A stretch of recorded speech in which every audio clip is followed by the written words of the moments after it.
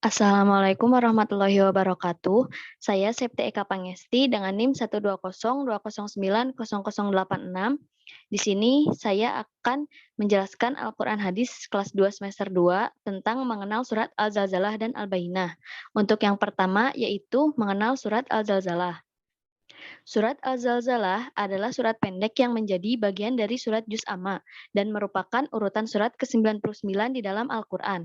Surat Al-Zalzalah memiliki 8 ayat, termasuk pada golongan surat Madaniyah, karena diturunkan saat Rasulullah SAW sudah hijrah dari Makkah ke Madinah. Berikut untuk bacaan surat Al-Zalzalah. Bismillahirrahmanirrahim. Idza zulzilatil ardu zilzalaha wa akhrajatil ardu athqalaha wa qalal insanu ma laha yauma idzin tuhadditsu akhbaraha bi anna rabbaka awhalaha yauma idzi yasdurun nasu ashtatan liyurau a'malahum faman ya'mal mithqala dzarratin khairan yarah wa may ya'mal mithqala dzarratin syarran yarah. Shadaqallahul azim. Selanjutnya yaitu asbabun nuzulnya. Mayoritas ulama berpendapat bahwa surat ini turun sebelum hijrah, termasuk surat Makkiyah. Namun ada pula sebagian ulama yang berpendapat bahwa ini turun setelah hijrah, khususnya ayat 7 sampai 8. Ibnu Katsir, Said Qutb dan Buya Hamka termasuk ulama yang berpendapat surat ini Makkiyah.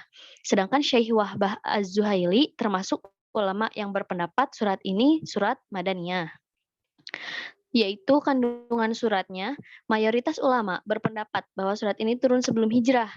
Nah, lalu seperti yang dikatakan tadi, mayoritas banyak yang menyebutkan surat Makkiyah, ada pula yang menyebutkan surat Madaniyah. Selanjutnya yaitu isi kandungan. Untuk tafsir ayat 1, kata iza digunakan Al-Quran untuk sesuatu yang pasti akan terjadi, berbeda dengan kata in yang biasa digunakan untuk sesuatu yang belum atau jarang terjadi.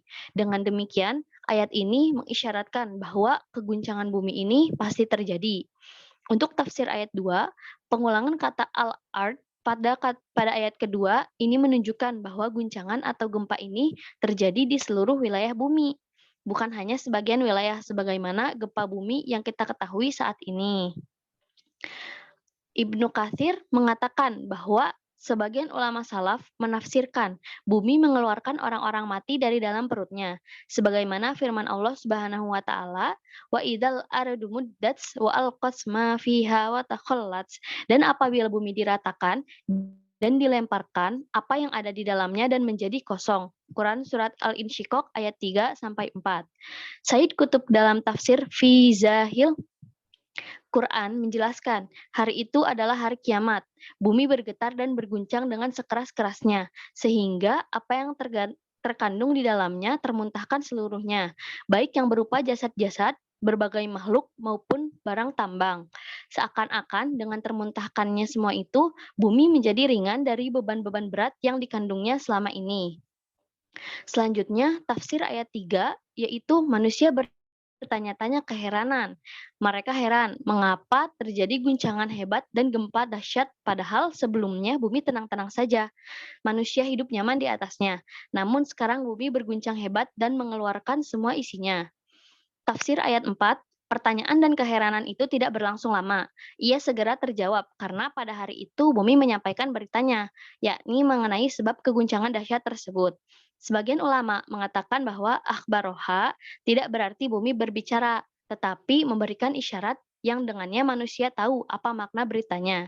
Sebagaimana lampu merah memberitakan harus berhenti dan lampu hijau memberitakan harus jalan.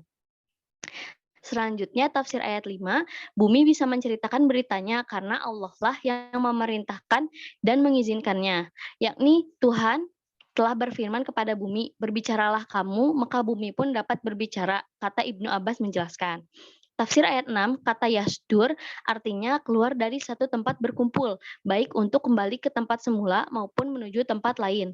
Ibnu Katsir menjelaskan, manusia kembali dari mauqif hisab atau tempat penghisaban dalam keadaan tercerai-berai dan bermacam-macam. Ada yang celaka, ada yang berbahagia. Yang celaka karena melihat balasan amal mereka memasukkan ke neraka. Yang berbahagia karena melihat balasan amal mereka memasukkan ke surga. Selanjutnya, tafsir ayat 7, kata zarroh digunakan untuk menggambarkan sesuatu yang terkecil. Semut kecil pada awal kehidupannya disebut zarroh. Biji sawi juga disebut zarroh. Debu yang terlihat saat cahaya matahari menerobos melalui celah atau jendela juga disebut zarroh. Kata yaroh berasal dari kata ro'a, yang artinya melihat. Awalnya adalah melihat dengan mata kepala, namun kata ini juga berarti mengetahui amal kebaikan kecil apapun. Di akhirat nanti akan terlihat balasannya, dan amal di ini tak hanya berupa perbuatan fisik, tetapi juga pekerjaan hati termasuk niat. Rasulullah SAW mengingatkan umatnya untuk tidak menyepelekan amal kebaikan sekecil apapun. Jangan sekali-kali kamu meremehkan sesuatu dari kebaikan meskipun hanya menyambut saudaramu dengan wajah yang berseri-seri. Hadis riwayat Muslim. Tafsir ayat 8 yaitu wa may ya'mal mithqala dzarratin syarran yarah. Dan barang siapa yang mengerjakan kejahatan sebesar zarah pun, niscaya dia akan melihat balasannya pula. Nah, di sini demikian pula amal keburukan sekecil apapun di akhirat nanti akan terlihat balasannya. Rasulullah SAW mengingatkan umatnya untuk tidak meremehkan dosa meskipun itu dosa kecil. Dia itu bersabda, "Hai Aisyah, jauhilah dosa-dosa kecil, karena sesungguhnya kelak Allah akan menuntutnya." Hadis riwayat Ibnu Majah, Ad-Darimi, dan Ibnu Hibban.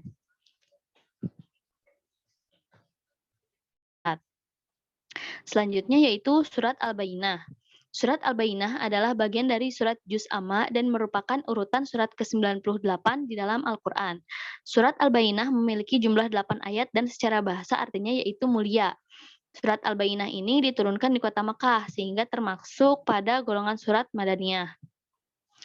Untuk kandungan suratnya yaitu Al-Bayyinah berarti pembuktian yang diambil dari lafal Al-Bayyinah yang terdapat pada ayat pertama di dalam surat ini.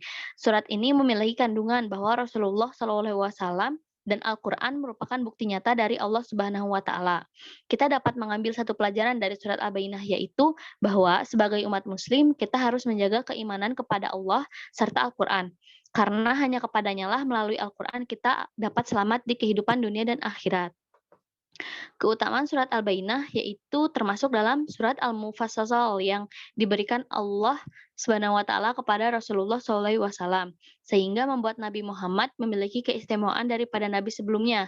Surat Al-Bayyinah adalah tentang keesaan Allah sehingga membuat keutamaan besar bagi siapapun yang mengimaninya. Sebagaimana Rasulullah bersabda, barang siapa yang membaca surat ini, maka di hari kiamat ia akan bersama sebaik-baiknya manusia, sebagai teman dan sahabat, yaitu Sayyidina Ali. Dan jika dibaca di dalam wadah baru, dana seorang yang memiliki penyakit lakwah atau perut mulut, melihat dengan matanya, maka ia dapat sembuh darinya. Sekian yang dapat saya sampaikan. Mohon maaf bila banyak kesalahan. Wassalamualaikum warahmatullahi wabarakatuh.